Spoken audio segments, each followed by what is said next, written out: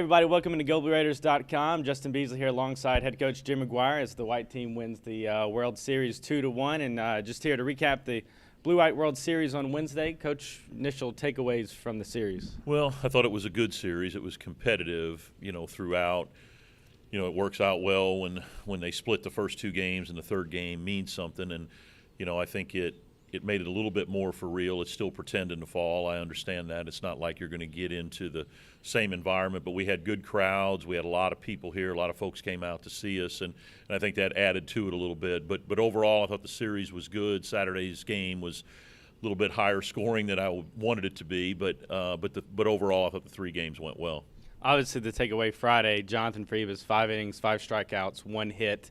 Looks every bit of what a Friday guy would want to look like. Right, and he did. I mean, he came out, and he's done that all fall. I mean, he's really established himself. He pitched a lot in the summer in the Cape Cod League again, and so we limited his innings on what he could do this fall, but we started to let him go more towards the end of the fall. And, he's a proven guy for us. I know he hasn't run up the great record like he had his freshman year, but he's been a solid starter for us the last 2 years, and he knows he needs to be the guy to step out there on Friday night. He's got big shoes to fill with losing Zach Curtis, but, he's proven himself. And, if we started tomorrow, he'd be the guy going out there on Friday night.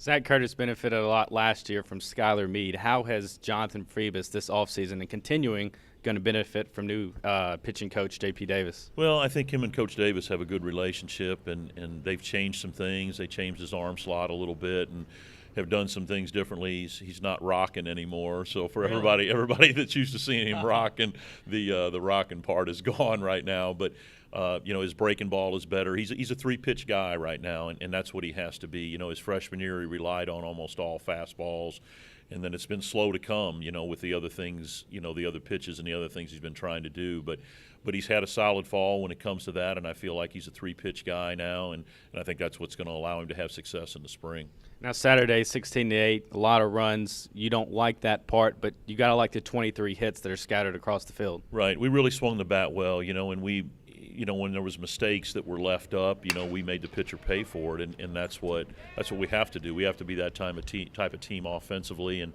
I like where we are swinging the bat right now, and I really feel like you put the right 9 guys out there, that we are going to hit, and I really, we've really stressed it with Coach Hall. We've been through it in recruiting, and really trying to bolster ourselves offensively and get back to being an offensive-minded team like we've been in the past, and I think we're going to have that opportunity to do that. Again, we've got to stay healthy and put the right pieces to the puzzle together, but I like our depth offensively, and it really came out on Saturday. Now Sunday, the series is tied 1-1, 7th inning tied 3-3.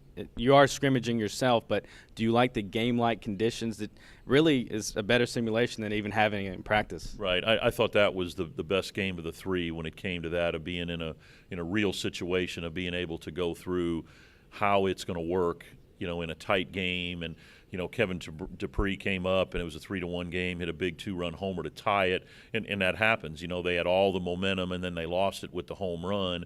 And, Nathan Forrest pitching out of a big inning, where they had a chance to break the game open. The blue team did.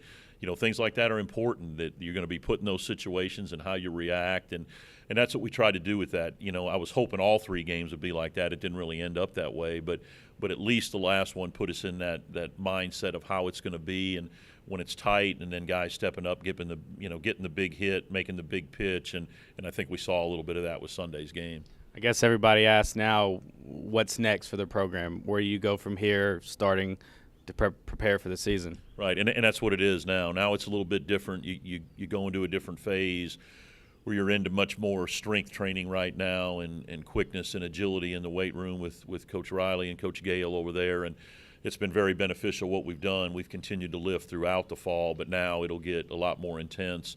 We'll go into a phase where we do our Omaha Challenge, which is a competitive competition between, we divide the team into 4 teams, and it'll be conditioning and a lot of different things that will be beneficial to them as we go into the spring, but the competitive part of it will come out in them as well, and continue to do group work and work on the things that we need to get better at, and we can do that in groups and both individually, and so that's the phase we're at now, and also team meetings and then individual meetings as well, meeting with each player and kind of going over how their fall went. So it's a good time. It's a little bit more relaxed compared to the daily grind of coming out to practice, but this is when they can really improve and really get better and really work on their craft and work on their game going into the spring.